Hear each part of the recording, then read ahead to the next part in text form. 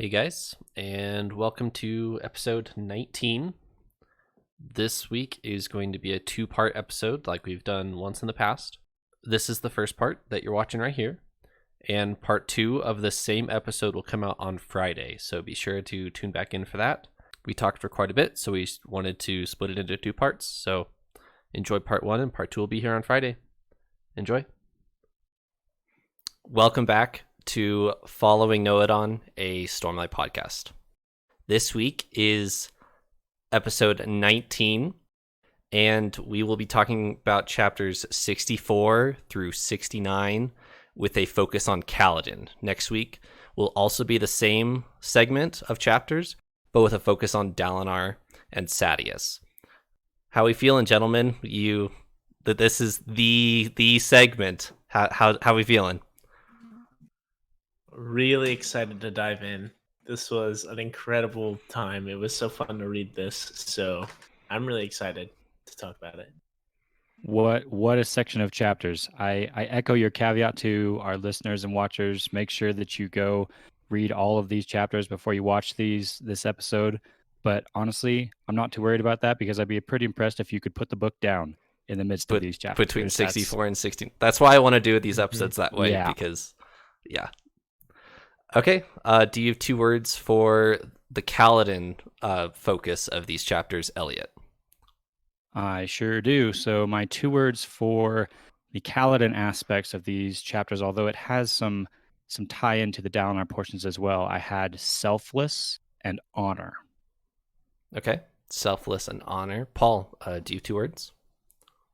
I don't. I have 1 word. Okay. For the Kaladin part of these chapters.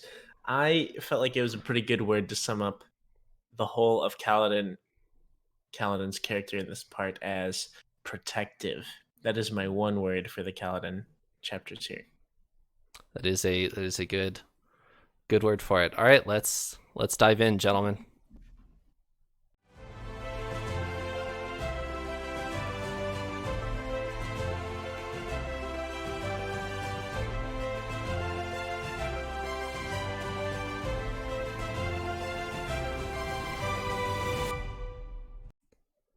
Alrighty. So, from what does protective mean for Kaladin? Why does that sum up this so well for? Why does that word sum this up so well for you, Paul? Why word sum well? Yes. Okay, so why some words some good words? Yes, word sum well because I chose protective because most notably with the really awesome scene that we're gonna look at where Kaladin puts a ton of Stormlight into his shield and just soaks up a ton of arrows. But I feel like that's kind of symbolic of how he has poured himself out to protect his bridge crew. And I think that's a pretty good summary of his story with Bridge 4 as a whole. He's poured basically his life, blood, sweat, and tears into keeping everyone safe. He mourns deeply for everyone that he loses and works tirelessly to keep everyone safe. And so it was kind of a big pinnacle epic moment there where he kind of protects everyone from arrows and things like that. And it was a really sick moment. But I felt like that was a really good word to summarize Kaladin here. Okay. Eliot. Paul, I've been waiting 20 episodes, 19 episodes for us to one of these days have the same one of our words. We pick these words without telling each other ahead of time, and one of these days it's going to happen. And we had a very near miss today. I had a lot of words to summarize these chapters just because there was so much packed into these chapters. But one of my words was protective. I almost pulled that in, and we would have had the same one, but I had to nix that in favor of the 2 I picked, selfless and honor. Talk to me a little bit about selfless and honor, and why you picked it over protective. I'm kind of interested. Yeah. So I picked, I'll say honor. I'll talk about honor first. So I picked honor, although honestly, that word is getting a little overused now in this book. We talk about honor a lot. within the Way of Kings for a lot of different reasons. But I just had to bring it up again because we get some really, really cool examples of honor in these chapters, or lack thereof as well. And I picked it for Kaladin specifically just because this set of chapters is so massive from his perspective and his view of what honor is.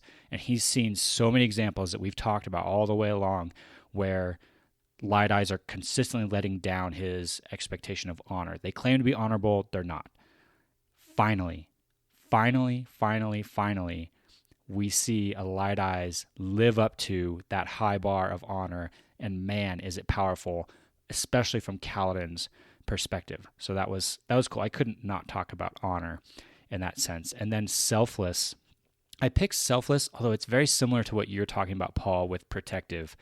For similar reasons, I picked selfless, in that Kaladin makes a series of choices in this episode, in these chapters, that are so selfless. And Bridge 4, just as a whole as well, acts very selflessly, and it's very admirable, very impressive.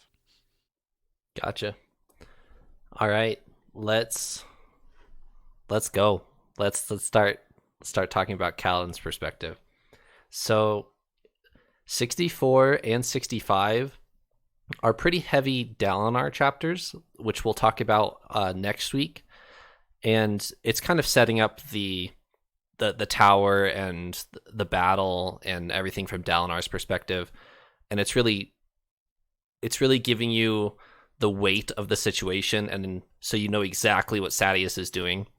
And we'll talk more about that in depth next week. However, Bridge 4 have a couple of cool moments in these earlier chapters, 64 and 65, when the horns are called and Adolin and Dalinar are getting ready to go, are suiting up in their armor. Kaladin has like a page and a half in 64 where Bridge 4 come running around the corner with their bridge, and everybody stops and gapes at them because they're in their full Parshendi armor. They're all in their war paint and everything, and all the bridgemen start cheering them. Eliot, you have on the outline that Kaladin acknowledges that they are the bridgemen's champions. Do you want to talk about that a little bit? Yeah, I thought that was kind of cool. The moment where the other bridgemen, who in the past we've seen them treat Bridge 4 with disdain or even animosity. They don't like Bridge 4 try so hard and show them up or get special attention or whatever, even though they don't get special attention. They probably get worse attention than the rest of them. But here in this moment, they've realized just how much Bridge 4 have done for them, and they cheer them. And I think it's Teft or somebody. Yeah, I think it's Teft is kind of asking like, what's going on? Why are they cheering us? That's new. And Kaladin says they've finally realized we're their champions. And that seems so true. They ones championing the lives of bridgemen, making a difference, trying to step up and say, hey, bridgemen are more than just meat shields to be sacrificed to save your men. We can do more than that. Look how disciplined we are. Look how impressive we are in our armor. And it was a cool moment. For sure. Paul, any brief thoughts on 64 from Kaladin's perspective? So it was super good, obviously. And this made me think specifically about, like, the imagery was super strong. So I started thinking specifically about how this would translate to a movie scenario. And so I was kind of thinking about that and that imagery there. And so I thought it was a really cool moment. Mm-hmm. In all honesty, there's a million cool moments which we're going to talk about. So this didn't stand out like that maybe as much as it should have. Sure. Because we're going to have some awesome stuff to talk about afterwards as well. But it was a great scene, you know. Bridge 4 definitely has earned it, you know. They've pioneered a lot for a bridge crew. I feel like the phrase "cool moment" is going to be said quite a few times tonight. All right. Moving into 65, we jump over to Kaladin, and Kaladin and his crew have already set their bridge, or are setting their bridge, and he turns around, and I believe I don't remember who gets shot in the foot. Somebody gets shot in the foot. Scar? I think it's Scar. It might be Scar. Yeah, I believe it's Scar. And Teft gets shot in the shoulder. And just a brief thing here I wanted to highlight. Scar calls out to Kaladin for help. He knows that Kaladin can help him with his foot, but Teft deliberately doesn't call for help. And I want to highlight this with these two characters moving forward. Spoiler alert, they survive the battle. But Scar and Teft have two very different reactions to their injuries. Scar immediately looks for help, and Teft deliberately tries to hide it, is one of the other bridgemen says. And I just wanted to highlight that real quick. Any thoughts on that?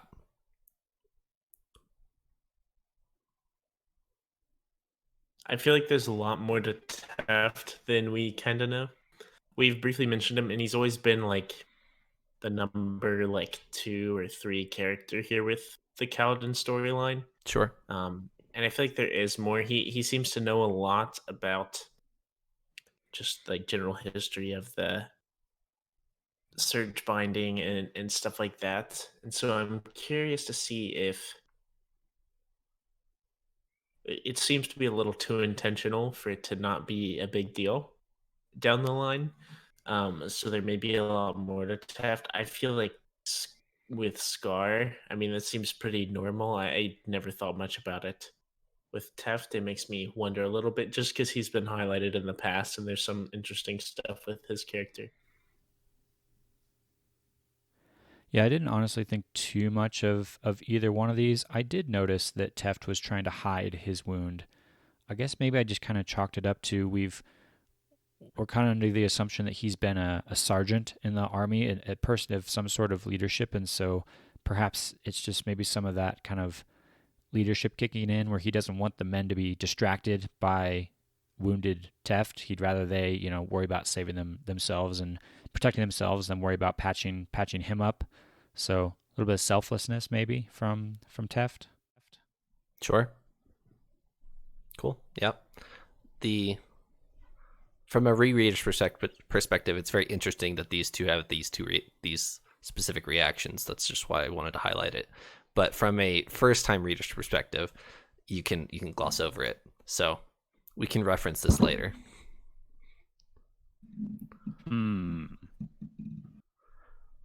Peculiar.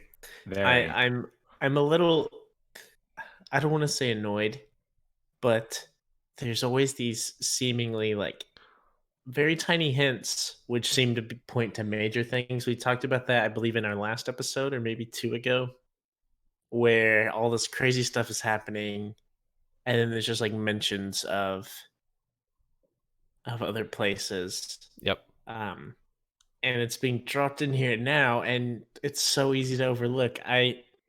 Mostly, if you brought that up, I wouldn't have thought twice about Teft and Scar reacting the way they do to getting shot with an arrow. Right. But now it makes me a little worried.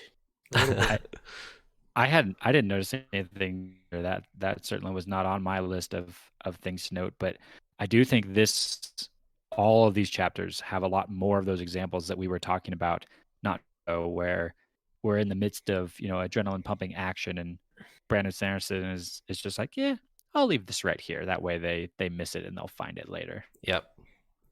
There's certainly plenty of that, especially in some of these other chapters. Yes. All right, pushing through, moving along.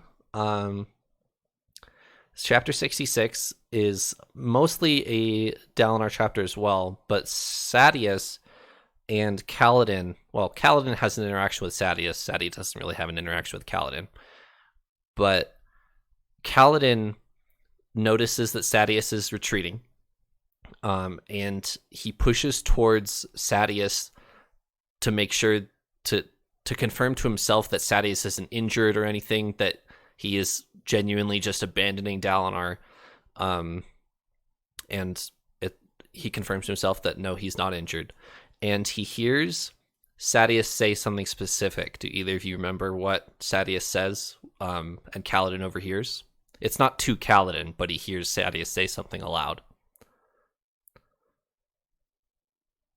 I'll be honest, I don't remember it off the top of my head, but I do have it bookmarked right here, so I can read it to you. Go for it. He says, this is Sadeas referring to Dalinar. He says, I said that honor of yours would get you killed someday. Is that the quote you're referencing? Yep.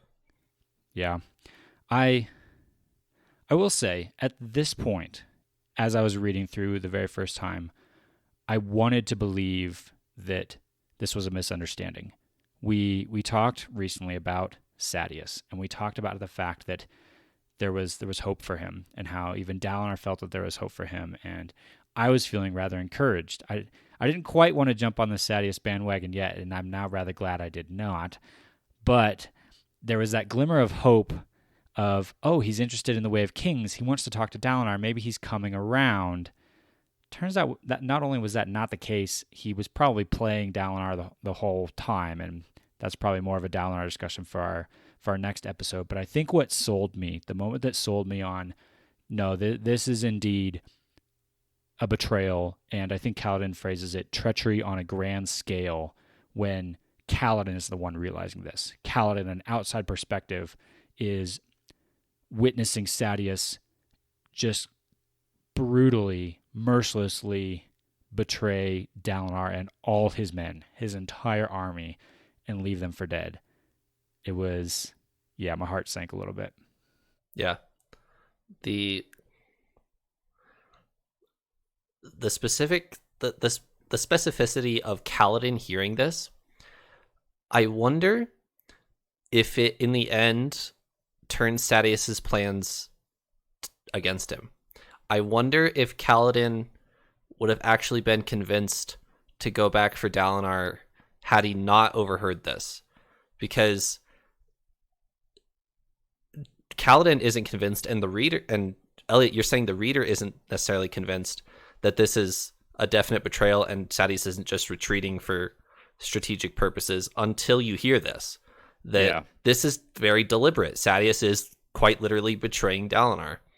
And I wonder if Kaladin would consider going back for Dalinar had he not heard this.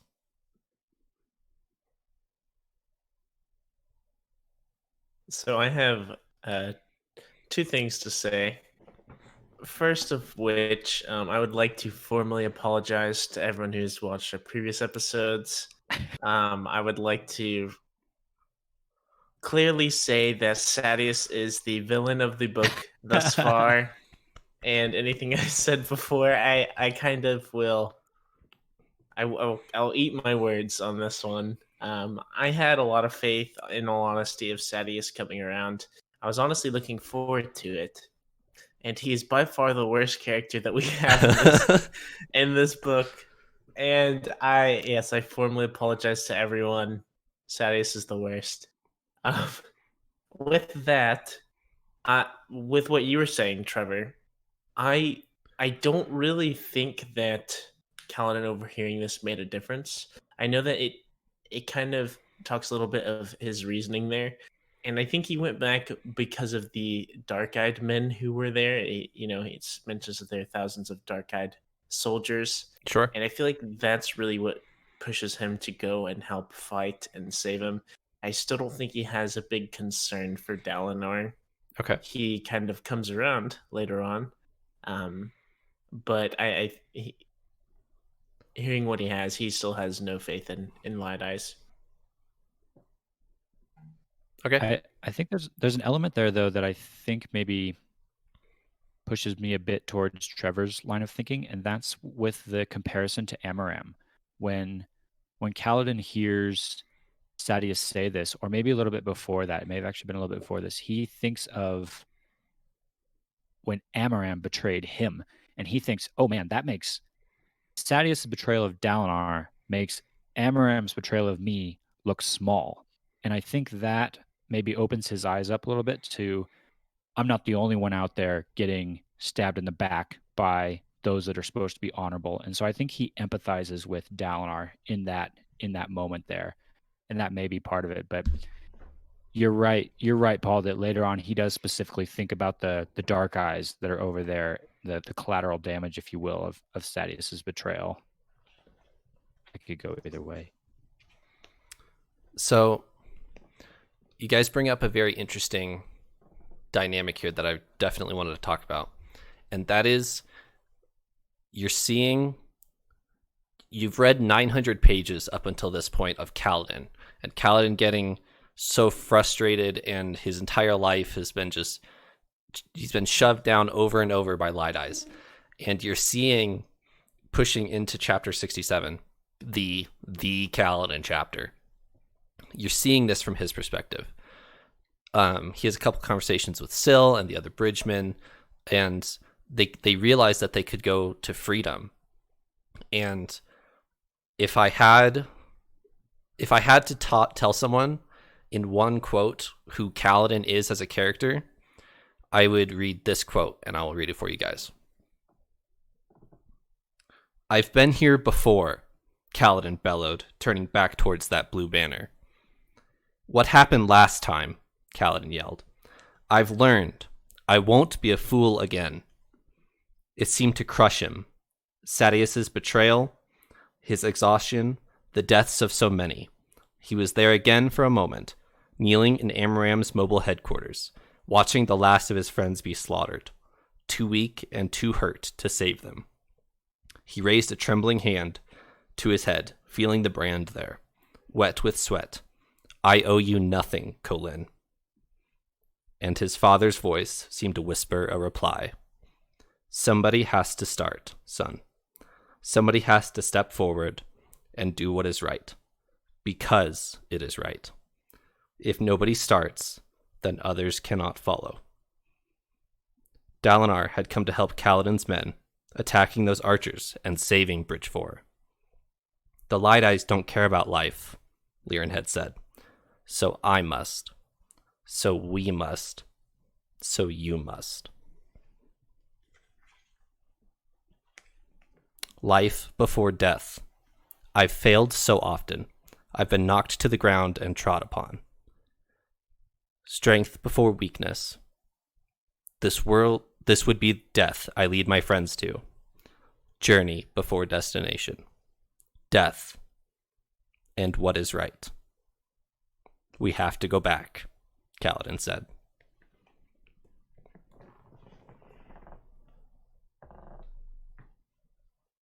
Powerful moment. That's where we end this episode. But that is an incredible quote, and it really sums up a lot of Kaladin's moments as a whole. And I especially love. That's so good. It really brought a lot out, right? Mm-hmm. With Liren, his dad, a lot of what basically a summary of what he learned from him, as well as the whole other part, I guess, of current Kaladin with the journey before destination. I think that's really, really powerful there. And I gotta say, Trevor, you mentioned something that I think plays into this too. This book is massive. You and I were just talking before we started recording today about, page numbers and just how ridiculously huge some of these books are. And I think a lot of people don't even pick these books up because they are so big, because they see this brick of a book and think, oh man, I could never get through that. The length of this book, the amount of stuff we've been through with Kaladin makes this moment so much more powerful. Right. Yes, you might be able to argue that there's some sections before this that weren't quite as important. Maybe you could have trimmed some stuff out and still kept the bulk of the plot line. But because we are 900 pages in, because we've been through so much with Kaladin, we feel this moment really strongly, just like he does. And if we hadn't been through so much with him, if we'd only been through maybe 100 pages, 200 pages worth of stuff with Kaladin, I don't think this moment would be as moving as it is. Right.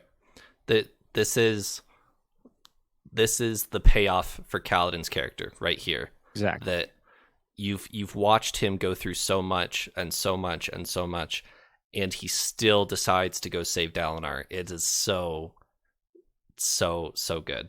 Even, and we'll go back to Syl. We kind of skipped a rather important section right there, but the fact that you can definitely you feel exactly what Kaladin is thinking. He's been in this exact situation before, and when he made this decision when he made the same decision to go help, it backstabbed him and he lost everything. And this is his internal struggle here, that I'm not stupid. I'm not going to make the same mistake again. I refuse to go help Elidize again, but he knows it's what's right. He cannot not go to Dalinar's aid because his honor won't let him. I think what makes this payoff special for me, I kind of mentioned it earlier, but not only did it bring the whole story of Kaladin that we've seen so far into fruition, but it was kind of a double whammy. It was all of that, and it was but most of the flashback Kaladin chapters. I guess the way I always thought about the flashback Kaladin chapters were how they were more world building, and we kind of learned more about his character and his past. But that really brought it out here, and how that really shaped him into who he is now. And that was what was super cool for me. Yeah, that was a fair part of that. But I am super excited to talk about Syl. I don't know if we're ready for that yet. We are ready for that. So I mentioned honor. His honor wouldn't let him leave Dalinar. But right before that quote, we have a Syl moment, as you've coined them, Paul. Do you want to lead us off here? Well, yes. But I feel like there's a few things here, so I don't know exactly what to lead us into. But on the topic of honor, I guess we learned that Syl is an honor Spren, which kind of confuses me. Okay. So she's not a bond Spren like we thought, but she does bind things. She's an honor Spren. And also, it took me a little while. I listened to this chapter a few times, and what I heard at first was honor Spren, and I believe she says like a spirit of what I thought she said, a spirit of old. And so I was like, oh, this is some like ancient being, that's different from a Spren. But I listened to it again, and I believe it said a spirit of oaths. Correct. Yeah. And so I thought that was interesting. So is she like the embodiment of honor, and what binds people to their honor and doing what is right? Not quite sure.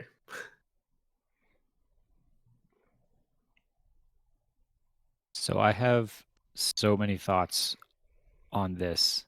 This was I had two kind of gasp moments in these set of chapters, and this was one of them. And I'm with you, Paul. I'm a little confused. I'm not quite sure I follow maybe all the implications of what this means, but yeah, I'm kind of tracking with what Syl's saying, where she says, I bind things. I'm an honor Spren, a spirit of oaths, which has a lot of significance for this chapter in particular when we get to the Dalinar sections, because she talks about, I like what you're saying about the embodiment of honor and how that may be a binding, a keeping your word, or a fulfilling your oath kind of aspect of honor. And we see, spoiler, Dalinar do that at the end of this section, in kind of the climax of part 4, if you will. So that is super cool, and gets me really thinking quite a bit about what are the implications of her being an honor Spren. There's also something else that I just thought about. So if she is an honor Spren, then we could say that Syl is a Spren, right? We kind of thought about, is she something different? And Right. maybe Honor Spren are different. I mean, it's not like a normal Wind Spren or Rot Spren or things like that. Um, but I guess there's this question, and I think it was even asked in these chapters of, are pain Spren attracted to pain or do they cause the pain? Right. And I'm wondering now, is Syl attracted to Kaladin for his honor? Or is she what's, I guess, providing him with this strong sense of honor? And if that's the case, is Dalinar going to get his own honor Spren? Like, would that be a thing? I don't think so. But it makes me wonder, because Dalinar is very honorable as well, I would say. So I don't know what kind of level you need to have an honor Spren. I'm not entirely sure. I too think this is the big question coming out of this is, and we've actually had this question kind of posed before, like, are wind spren attracted to wind or do they create it? And every time that's come up before, my immediate reaction is, well, obviously science. Wind is a thing. It exists. It must attract, binding. The rock is bound to the wall. Therefore, the bind spren are attracted to it. Obviously, the spren don't create the things. That's my perspective coming into it from the world that we live in. But I gotta say, the events of this chapter are making me wonder, because if you go back and read this, if you go back and read it from this perspective, you could certainly argue that Kaladin turns back and has that whole quote that we just talked about in that moment where he decides to go back because Syl points it out to him. Syl arrives in full form, I might add, full-size Syl, which I thought was cool. And she's looking back at Dalinar's army getting slaughtered, and she's just like breaking down in tears. She's so hurt by seeing that. And that is what gets Kaladin to turn around and, really think about it. And so I'm starting to wonder, maybe is Syl the source of Kaladin's honor? I don't know. I honestly don't know. I can see arguments both ways on this now. So I do agree. I always think I've thought of it from the our world perspective of wind is a literal thing, fire is a thing, right? And so these Spren would be attracted to it. Like you said, also with Syl kind of almost instigating or kind of sparking this honor in Kaladin here. I would say that there are characters who are as honorable as Kaladin, like Dalinar. I would put them about the same. I mean, you could make arguments for one being more honorable than the other, but they're both outstanding men, Right. Very honorable, and so I guess my thought on that is, would Dalinar be able to have as much honor without an honor Spren? Or with an honor Spren, would he just far surpass Kaladin there? Entirely sure, but it makes me think that honor Spren aren't causing the honor or sparking that as much. Maybe to an extent. We've seen the way that Syl does affect Kaladin. But more that they're attracted to it. But yeah, I don't understand why there are seemingly so few. Or I mean, Syl's the only honor Spren that we know of. We don't even know if there are other ones. I'm sure there are. I feel fairly confident in that, but who knows? I bet Trevor knows. So here's what I'll say here, and this kind of pushes us forward through the outline, so this is good. Kaladin isn't the only one on the bridge crew who's making this decision, right? He says we have to go back, but he turns to each one of his bridge crew and they all nod and agree. They are all willingly going back for Dalinar. Do all of them have an honor Spren? Not that we've seen. It's possible they do, but not that we've seen. All of the bridgemen kind of know that Syl exists, but Syl only appears to Kaladin and Rock, which is an interesting seed there. But so do all of the Ridgemen have their own Syl? Maybe they just haven't noticed their honor spren yet. I don't know. But all of the Bridgemen are showing honor here, not only Kaladin. So if that helps. Yeah, I wonder if it's a two-way relationship. Maybe the reality is a little bit in the middle. Maybe it's Syl as an honor spren is attracted to Kaladin's honor, and at the same time boosts his honor because she is an honor spren. Like she creates moments where she catalyzes maybe his innate honor, but it's maybe both ways. I don't know. Yeah, I think the interesting thing here is who gets an honor sprint. Like, are there Yes. more? Things like that. Because, like Trevor mentioned, the other Bridgemen are showing honor here, and we've seen it with several characters throughout the story, but we haven't seen any other honor sprint.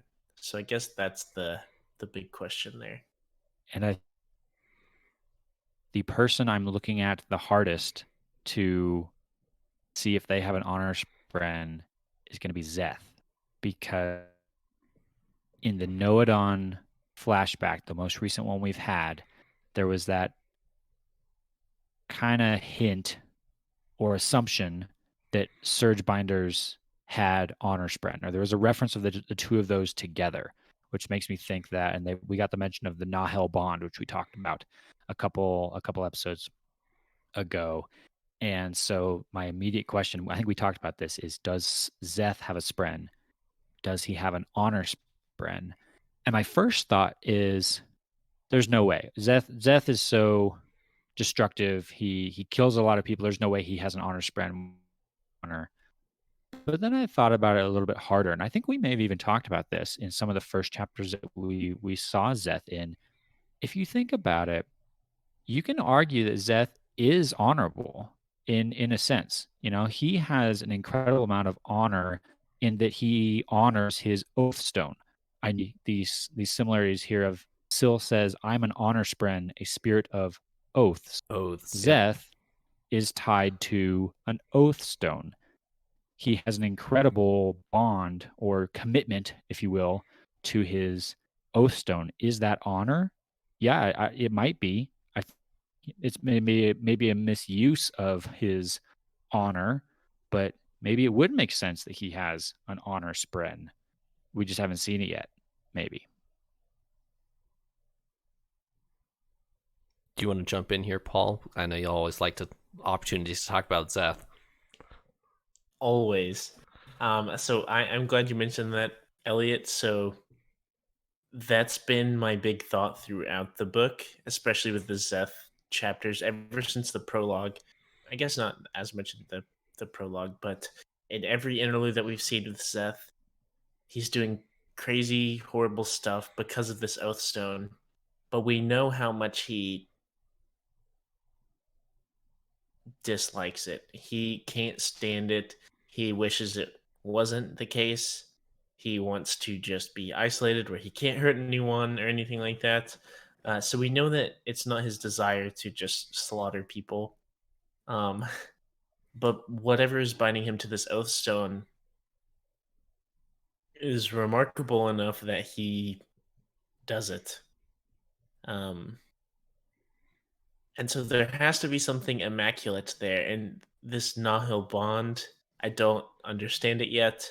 I feel like it has to be some way correlated with these honor spren or this binding and something Yeah. like that. It's got to be in there somewhere. But as far as Szeth being honorable, I think it depends on how you look at it. Because, so I actually, out of curiosity, pulled up the definition to the word honor. Mm-hmm. And Lay it on us. there's a few different ones, right? So honor as a noun is someone with high respect or great esteem, and I would Okay. not necessarily You could say that about Zeth, that he's highly esteemed by people who understand what he can do. There's that respect of his power. Um, but he's not honorable in the sense that of doing what is right, I guess, as far as we understand. I mean, he's obviously killing lots of people, which is not an honorable thing to do. Um, so it's a direct conflict there, which is interesting. So I feel like we can't make a judgment on him yet, in my opinion, because we don't understand this Oathstone business. That's my biggest question right now. So more than just Zeth, the idea that Syl is an honor spren, other ideas in my mind about some other characters. And Trevor, you alluded to one already, and that's Rock.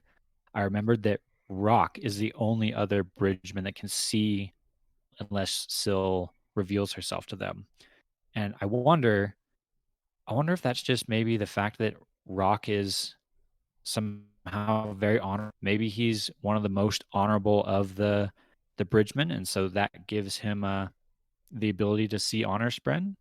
Perhaps, I don't know. I think that might be in line with his character as far as we know it. Just a thought.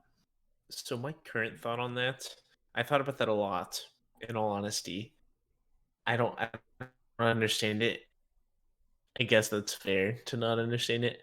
But the fact that he's the only one to see it, I don't feel like he is strictly so honorable that he can see Syl where others cannot.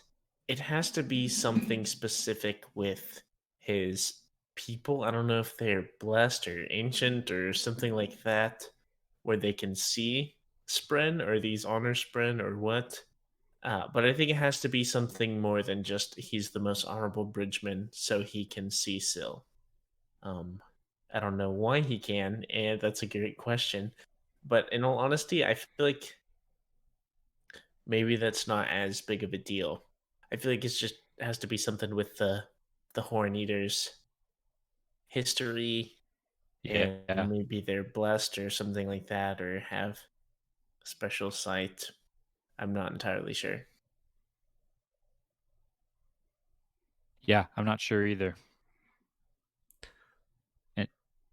And Smirk over there tells me that he is sure but isn't going to tell us.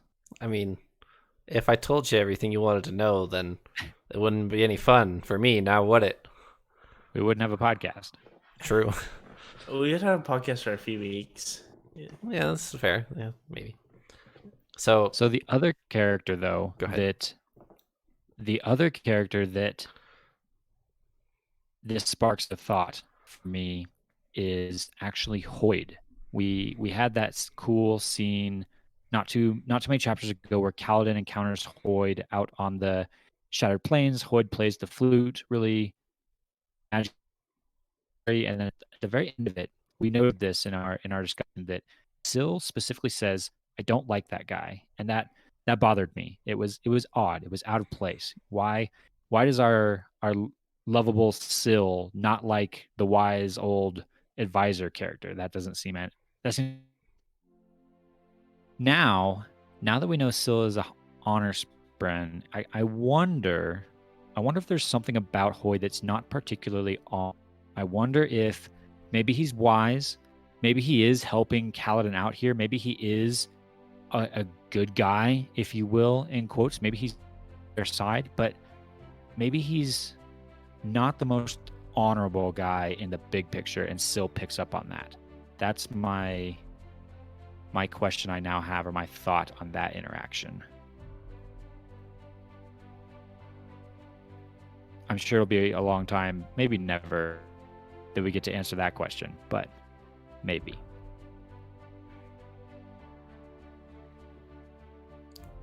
There are plenty of pages past the Way of Kings, so don't give up hope yet. I'm trying to. That was the bulk of my thoughts on Syl. Yeah, I do agree with you. I haven't thought about it that much about Hoid, but I mean, Brandon Sanderson does seem to always drop these little things in there in these big moments. And so I think there is a lot. I mean, there's obviously a lot more to Hoid than we know right now. But I think that specific thing is going to turn out to be way more important than maybe it seemed. I don't like that guy. And as far as I understand, Spren are fairly simple. They're like either attracted to something or they're not. She's very attracted to Hoid. So maybe he unbinds things. We don't know. Maybe he's just very unhonorable and has a bad track record with the honor spren, so we'll have to see on that one.